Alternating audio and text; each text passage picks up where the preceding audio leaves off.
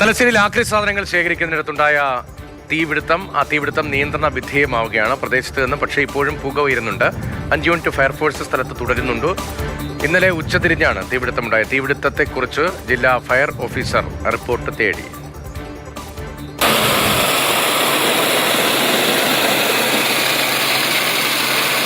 വലിയ തീപിടുത്തമാണ് തലശ്ശേരിയിൽ ഉണ്ടായത്. ഇപ്പോഴും തീ പൂർണ്ണമായി അണയ്ക്കാൻ കഴിഞ്ഞിട്ടില്ല. പക്ഷേ തീ നിയന്ത്രണ വിധേയമാണ്. 5 യൂണിറ്റ് ഫയർഫോഴ്സ് തലശ്ശേരി, പാനൂര്, കൂത്തുപറമ്പ് തുടങ്ങിയ മേഖലകളിൽ നിന്നും എത്തിയ ഫയർഫോഴ്സ് യൂണിറ്റുകൾ ഇവിടെ തീ പൂർണ്ണമായും അണയ്ക്കാനുള്ള ശ്രമം നടത്തുകയാണ്. ഇത് വലിയൊരു പ്ലാസ്റ്റിക് റീസൈക്ലിംഗ് യൂണിറ്റ് ആണ്. മാത്രമല്ല ഇവിടെ ആക്രി സാധനങ്ങളാണ് കൂടുതലായി ശേഖരിച്ച് വെച്ചിരുന്നത്.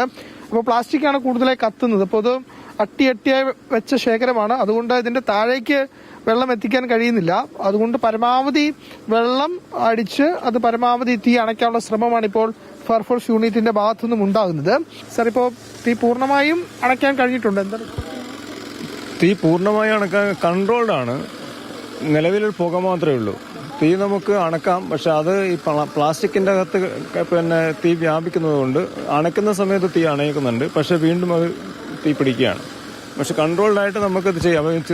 മുഴുവനായിട്ട് നീക്കം ചെയ്യണമെങ്കിൽ നല്ല രീതിയിൽ ഈ പ്ലാസ്റ്റിക് മാലിന്യങ്ങൾ ഇളക്കി മാറ്റിയതിന് ശേഷം മാത്രമേ നമുക്കത് ഫുള്ളായിട്ട് നീക്കം ചെയ്യാൻ പറ്റത്തുള്ളൂ. കുറച്ചുകൂടി ശ്രമകരമാണ്, കുറച്ചുകൂടി സമയമെടുക്കും. മുഴുവനായിട്ട് തീ കെടുത്താൻ വേണ്ടി സമയമെടുക്കും. എന്താണ് തീപിടുത്തത്തിന്റെ കാരണം എന്നത് സംബന്ധിച്ചൊരു വ്യക്തതയുണ്ട്? കാരണം നമുക്ക് യഥാർത്ഥ കാരണം എന്താണെന്ന് വ്യക്തമായിട്ടില്ല. പക്ഷെ ഇവിടുന്ന് ആൾക്കാരിൽ നിന്ന് കിട്ടിയൊരു പ്രാഥമിക നിഗമനം പ്രകാരം ഇവിടെ ഇന്നലെ ഈ ഗോഡൌണിനകത്ത് ചില വർക്കുകൾ നടത്തതായി അറിയാൻ പറ്റിയിട്ടുണ്ട്. അത് നമ്മളത് 100% സ്ഥിരീകരിച്ചിട്ടുള്ള സാധ്യതയുണ്ട്.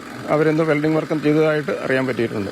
പ്രതീക്ഷയുണ്ട്. തഹസിൽദാർ ആണ് സാറേ, എന്താണ് ഇപ്പോഴത്തെ നമുക്കൊരു മനസ്സിലാക്കാൻ കഴിയുന്നത്? എങ്ങനെ തീപിടുത്തം ഉണ്ടായി? മാത്രം ഇത്രയും ആക്രി ശേഖരം ഇവിടെ ഉണ്ടായി എന്ന് പറയുമ്പോൾ ഇത് വർഷങ്ങളായിട്ട് ഉപയോഗിച്ച് വരുന്ന ഒരു ഗോഡൌൺ ആണ്. അപ്പോൾ ഇപ്പം നമ്മൾ ഹിറ്റാച്ച് വെച്ചിട്ട് ചെയ്തുകൊണ്ടിരിക്കുന്നുണ്ട്. ഇളക്കി മാറ്റിയിട്ട് അത് നിയന്ത്രണ വിധേയമായിട്ടുണ്ട്. അപ്പോൾ ഈ പുക ഒഴിവാകണമെങ്കിൽ കംപ്ലീറ്റ് ഒന്ന് ഇളക്കി ഇടുന്ന പ്രോസസ്സായി ഇപ്പം ചെയ്ത് കൊണ്ടിരിക്കുന്നത്, ഫയറിന്റെ ഇത് ഉൾപ്പെടെ. ഉടനെ അത് തീ അണയ്ക്കാൻ കഴിയുന്നതാണല്ലേ?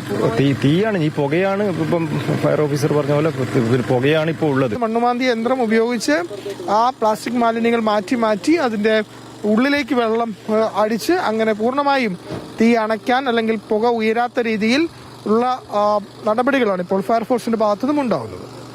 തലശ്ശേരിയിൽ നിന്നും വിനോദ് മൊറാഴയ്ക്കൊപ്പം ഫെലിക്സ്, മാതൃഭൂമി ന്യൂസ്.